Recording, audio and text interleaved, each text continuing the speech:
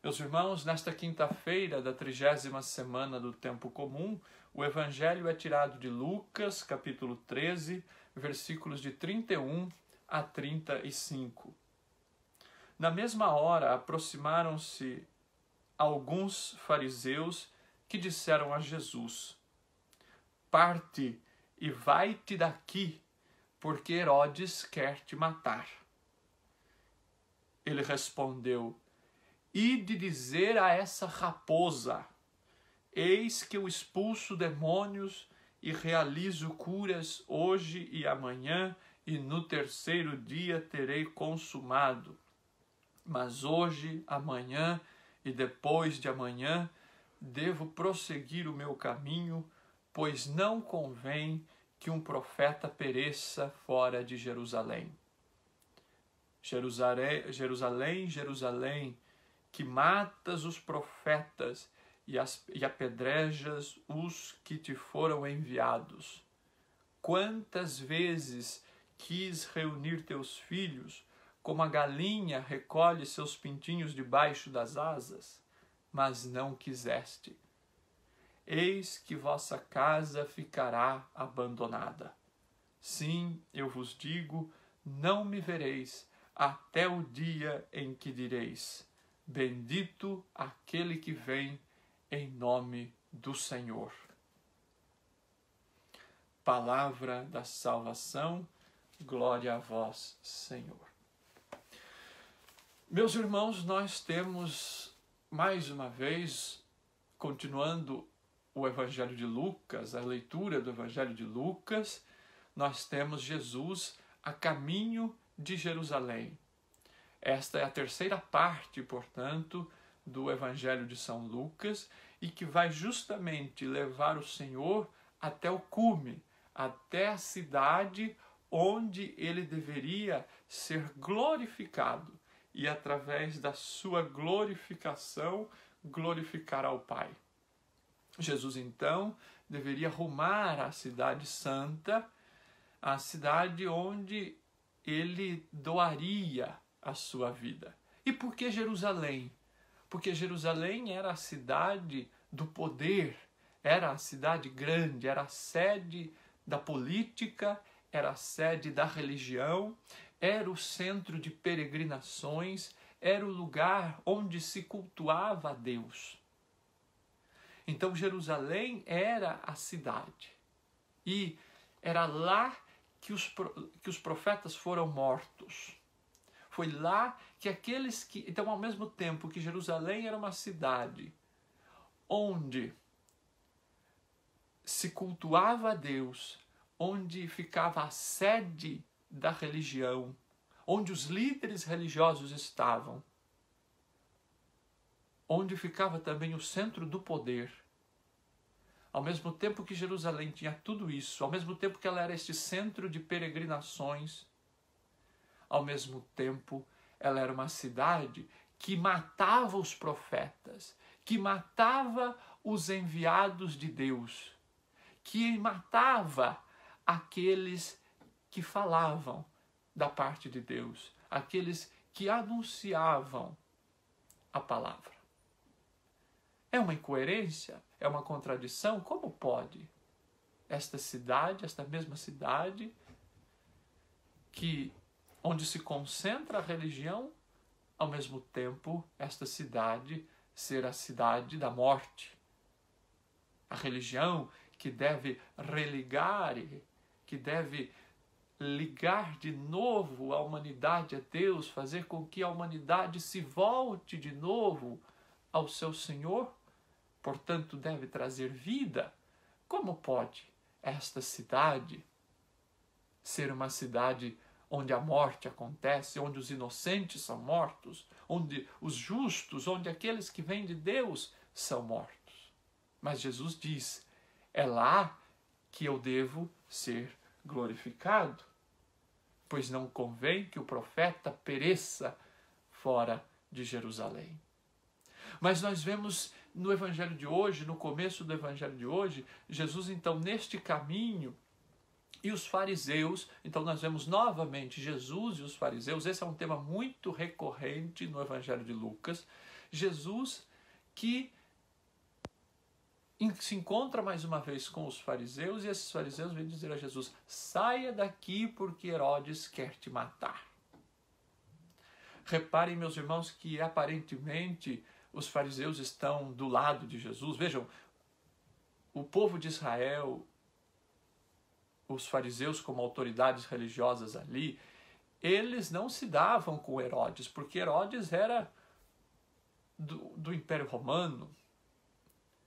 E como então esse povo não se bicava, esse povo não se dava, mas ao mesmo tempo veja que a sutileza e como os fariseus eram ali astutos, eles encontravam em Herodes, apesar de serem inimigos, eles encontravam em Herodes alguém que poderia solucionar um problema que eles viam, que era a presença de Jesus, que era a autoridade de Jesus, que era a liderança de Jesus. Eles viam que Jesus atraía cada vez mais gente, eles viam que as pessoas procuravam aquele homem que vinha da parte de Deus, que falava com autoridade, que curava, que libertava, que não se importava com os preceitos rituais, mas que se importava com a vida das pessoas. Então, aqueles fariseus, dando este aparente conselho a Jesus: olha, saia daqui porque Herodes quer te matar. Então, olha, aparentemente eles querem poupar a vida de Jesus, mas, meus irmãos, lá no fundo o que eles queriam era calar Jesus, calar o profetismo de Jesus, calar a liberdade de Jesus, bloquear, amarrar esta liberdade que Jesus tinha de falar da parte de Deus e de tocar nas feridas. Tocar nas feridas, como nós refletíamos na segunda-feira, aquela ferida do sábado que estava sendo colocado acima das pessoas, a ferida das opressões que o povo sofria, as feridas da incoerência de vida que afligiam aquelas pessoas. E principalmente a ferida da hipocrisia dos fariseus e dos líderes religiosos, que colocavam aqueles fardos pesadíssimos sobre os ombros do povo, mas que eles mesmos não eram capazes de mover sequer com a ponta do dedo. Por tudo isso, Jesus foi gerando incômodo, por tudo isso, Jesus foi gerando raiva. Então, aqueles líderes, aqueles fariseus, encontraram em Herodes um pretexto para, com o pretexto de salvar a vida de Jesus das mãos, das garras do tetrarca Herodes, eles viam aí uma oportunidade de calar Jesus, de frear o ímpeto daquele homem que estava com a sua fama se espalhando por todos os cantos. Reparem que Jesus não se intimida com isso. Minha gente, a liberdade de Jesus ela é tão extraordinária que Jesus não tem medo dessas oposições. Veja, esse Herodes Antipas, o tetrarca, este Herodes era aquele que já havia perseguido e matado as crianças, os meninos inocentes, que São Mateus fala no seu evangelho, querendo matar Jesus já quando Jesus nasceu. Este mesmo homem pediu a cabeça de João Batista e mandou matar João Batista. Então Jesus sabia bem quem ele era. Mas Jesus tem uma liberdade tamanha, uma liberdade que só pode vir de Deus, só pode ser fruto do Espírito Santo. E Jesus vai dizer: olha, diga para aquela raposa que eu curo, que eu expulso demônios ontem, hoje, amanhã, depois de amanhã. E eu não estou nem aí para ele. Em outras palavras, quando Jesus chama Herodes de raposa, ele está dizendo: olha, diga para esse cara que o que ele pensa, o que ele quer fazer, não me interessa. Eu continuo fazendo a obra de Deus. Eu continuo fazendo o bem. Eu continuo querendo a liberdade das pessoas, a vida das pessoas, a libertação das pessoas. Quantas vezes na nossa vida, meus irmãos, isso serve de reflexão para nós, nós queremos fazer coisas na vida para agradar as pessoas, para dar ibope, para agradar a opinião. Ah, porque senão eu vou ser rejeitado, porque senão o que é que vão pensar de mim, porque senão... E nós nos esquecemos desta liberdade que Deus nos dá. E nós nos esquecemos que nós estamos no mundo para servir, para fazer o bem. E que quem deve governar a nossa vida é o Senhor e não o mundo. O que o outro vai pensar não deve me incomodar, a não ser, é lógico, que eu esteja fazendo algo que seja injusto, algo que de fato esteja prejudicando a mim, ao próximo, a Deus. Caso contrário, eu não posso me preocupar com a opinião das pessoas simplesmente porque pensam diferente. A gente vê muito isso na internet, eu mesmo às vezes posto alguma coisa, alguma opinião, às vezes até opinião política, opinião ideológica, e às vezes as pessoas vêm dizer, olha, você não deveria dizer isso, você não deveria expor suas opiniões na internet, porque você está aí na linha de frente de comunidade, porque você prega, porque o que as pessoas vão pensar. Mas veja, aquilo que somos, aquilo que pensamos, aquilo que entendemos como sendo o correto, como sendo o justo, nós não podemos esconder. Nós não podemos agir pensando no que é em apenas agradar as pessoas. Vocês se lembram que semanas atrás nós refletimos o Evangelho que Jesus dizia: eu vim trazer divisão. É neste sentido que nosso Senhor vem trazer a divisão, no sentido de que Ele não está preocupado com as oposições, com as perseguições que o anúncio da justiça e a denúncia das injustiças vão causar. A perseguição faz parte da vida do pregador, da vida do profeta, da vida do cristão. Porque o cristão, ele não pode compactuar com o mal. O cristão não pode concordar e jogar o mal para debaixo do tapete. O cristão, quando vê o mal, ele precisa falar. Ele precisa ter esta liberdade que vem de Deus, que é dada pelo Espírito Santo. Porque quando nós nos calamos, nós estamos do lado daqueles que têm o poder. Quando nós nos calamos, nós estamos do lado dos mais fortes. Porque quem cala consente, já dizia o ditado dos antigos. Então, se nós vemos as injustiças, se nós vemos as pessoas sendo maltratadas e não falamos nada e abaixamos a cabeça, quer dizer que nós estamos compactuando com aquilo, ou que estamos colocando o nosso bem-estar pessoal, a nossa aceitação pessoal acima do bem dos irmãos, do bem comum. E isto é um perigo, porque isso não é cristão. Não é? E eu fico muito com o pé atrás com as pessoas que querem agradar a todos. Porque quem quer agradar a todos, geralmente não agrada a verdade. Então, é preciso nós compreendermos e olharmos, meus irmãos, para esta liberdade que Jesus tinha diante dos poderosos, para continuar a sua missão. E, então, quando Jesus diz, aqui no versículo 33, mas hoje, amanhã, depois de amanhã, devo prosseguir o meu caminho.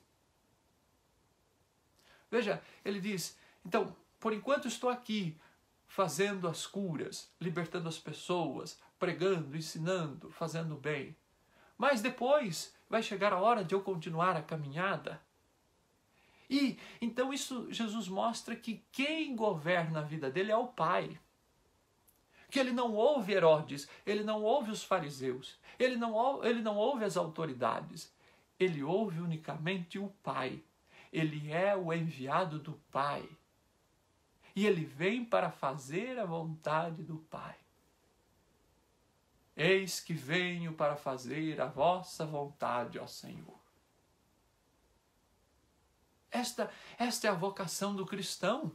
O cristão é outro Cristo. É ungido para anunciar e para denunciar.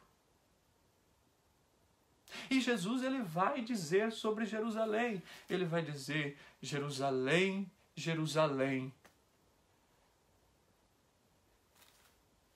tu que matas os profetas e apedrejas os que foram enviados a ti. Vejam, Jerusalém, aquela cidade que era a cidade santa, que era a cidade onde se louvava a Deus, onde o nome de Deus habitava, onde as peregrinações ocorriam. Aquela cidade matava os profetas. E Jesus diz, é responsabilidade de todos. É responsabilidade daqueles que atiram as pedras, mas é responsabilidade também daqueles que se calam, daqueles que não denunciam essas covardias. Não é? Então, veja, esta liberdade que Jesus tem. E ele diz, olha, quantas vezes eu quis reunir os teus filhos e filhas como a galinha reúne os seus pintinhos debaixo das asas para proteger. Jesus diz, olha, eu fiz de tudo. Quantas vezes eu quis salvar esta cidade, eu quis salvar este povo com carinho. E é assim que Deus nos trata como a galinha que abre as suas asas e que cobre as suas crias com as suas asas. Mas quantas vezes, meus irmãos, nós negamos e nós recusamos este amor de Deus por nós e nos afastamos. E não amamos de volta, recusamos. Preferimos catar os cacos, comer as migalhas que o mundo vai nos oferecendo. Preferimos ficar do lado do poder, do lado das riquezas, do lado dos prazeres. Mas onde está a graça de Deus, a vontade de Deus, este Deus que cuida de nós e que nós muitas vezes não conseguimos perceber, experimentar esse amor? Por quê? Porque estamos distantes, porque talvez estamos procurando no lugar errado. Por isso que este programa Pão da Palavra, ele é muito útil, porque é a oportunidade que a comunidade Católicos em Dublin oferece a cada pessoa de começar o seu dia ouvindo a palavra de Deus e compreendendo como e sentindo a experiência deste amor de Deus que nos envolve a todos como a galinha que envolve os seus pintinhos debaixo de suas asas. Olha, meus irmãos, eu digo que se o programa conseguir aqui, a nossa reflexão, atingir este objetivo de levar o amor de Deus, de fazer com que cada um de vocês se sintam abraçados pelo Senhor, nós estamos já cumprindo a nossa missão.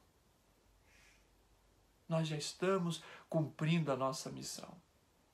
Mas aí eu vou caminhando para o final e vejam, Jerusalém era, portanto, a cidade santa e Jerusalém era, ao mesmo tempo, a imagem da igreja. Nós sabemos lá no Apocalipse, vai falar da Jerusalém celeste, da Jerusalém eterna. Então a pergunta que fica para nós também, enquanto igreja, Jesus, do mesmo jeito que diz Jerusalém, Jerusalém, ele diz também a cada um de nós, igreja, igreja. você tem matado os profetas, você tem calado os profetas, comunidades, como tem tratado as pessoas, como tem tratado aqueles que são imagem e semelhança de Deus, principalmente os mais excluídos. É muito simples a gente pensar Jerusalém, para a gente entender Jerusalém, a gente pode entender como uma grande cidade, como Dublin, por exemplo, ou maior ainda, como São Paulo. Uma cidade de tantas oportunidades, de tantas expressões da fé, de tantos santos que lá viveram. Mais uma cidade, por exemplo, que maltrata os seus pobres. Nós vemos em São Paulo, por exemplo, o padre Júlio Lancelotti, o quanto é perseguido porque cuida dos pobres. Por mais que você possa discordar de alguma opinião dele, das suas convicções políticas e ideológicas, mas você não pode negar o bem que aquele homem faz para aquela população de rua, para aqueles que são excluídos diariamente do convívio social e que ele vai lá resgatar como pastor. E é perseguido e ameaçado de morte. Você pode falar para a sua cidade, São Paulo, Recife, Dublin. Quem conhece Dublin sabe o quanto de pessoas desabrigadas que há em Dublin. Uma capital europeia, rica, do primeiro mundo. Mas continua ainda a excluir o Senhor que está ali na pessoa dos homeless, na pessoa dos imigrantes. Nós temos visto imigrantes sendo mortos aqui, um brasileiro recentemente, por preconceito, porque é imigrante. É lógico, não é a expressão da grande maioria de Dublin, é uma pequena minoria, porque os irlandeses em geral são muito receptivos e muito acolhedores. Mas todos, o Senhor diz para Jerusalém, todos têm responsabilidade da morte dos justos, da morte dos profetas. Meus irmãos, que um dia nós possamos, e o Senhor diz, eis que a vossa casa ficará abandonada. Cada filho de Deus que é maltratado, cada filho de Deus que é excluído, cada filho de Deus que é injustiçado, cada filho de Deus que é roubado pela corrupção, cada filho de Deus que sofre, é uma orfandade que fica, é um abandono, como Jesus diz. Mas ele diz que ele seria também tirado, e aí seria mesmo a cidade abandonada. Porque quando matamos um irmão, é o próprio Cristo que estamos matando. Não nos esqueçamos do que Jesus diz no final do Evangelho de Mateus, no capítulo 25. A cada um desses pequeninos que o fizestes ou que o deixastes de fazer, é a mim que fizestes e a mim que deixastes de fazer. Até o dia em que direis, bendito aquele que vem em nome do Senhor. Meus irmãos, que nós possamos um dia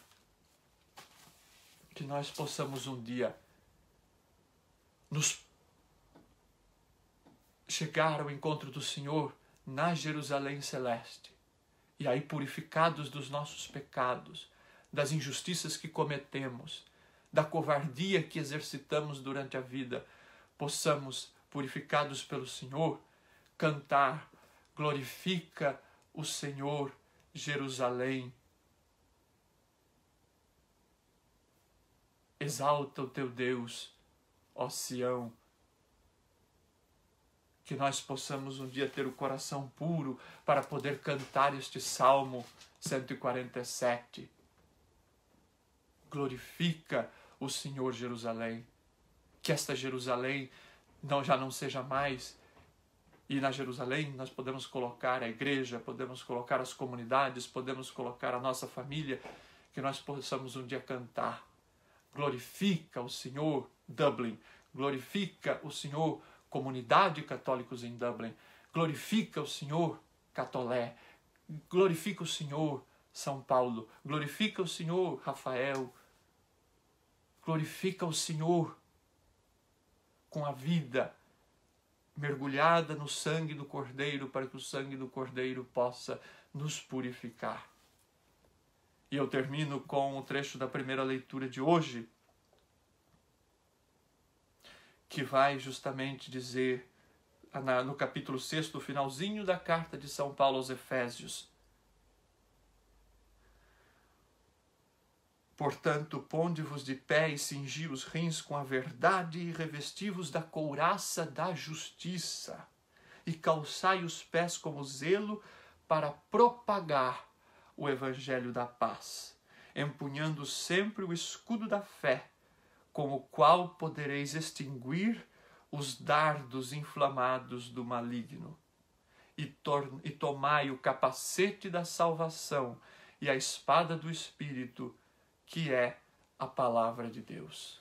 Meus irmãos, que a palavra de Deus seja, portanto, o nosso guia, a nossa orientação, a nossa força para caminharmos rumo a Jerusalém Celeste.